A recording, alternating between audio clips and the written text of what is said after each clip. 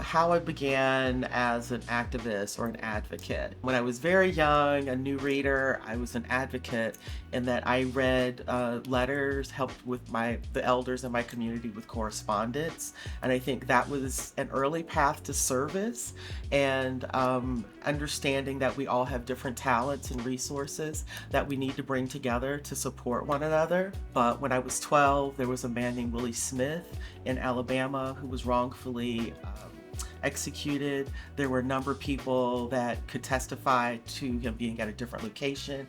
They weren't allowed to testify. I think I was in the 6th grade when that happened.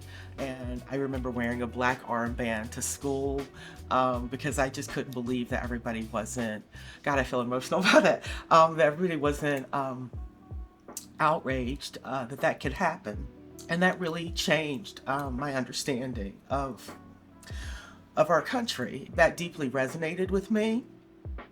I also became a teen Democrat. I was very involved with the Democratic Party at that time, the state caucuses, and was just very much a believer in what we could do when we come together and assert our individual power.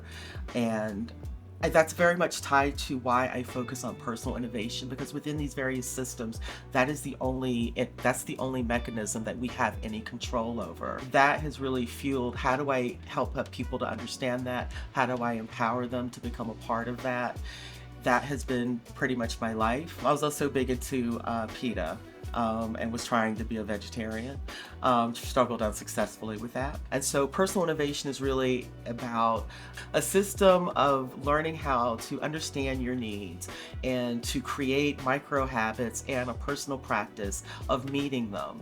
And I advocate art as a micro habit because of what it does in terms of self-awareness, developing and cultivating self-awareness, keeping us connected to our heart and our ideals and what really matters.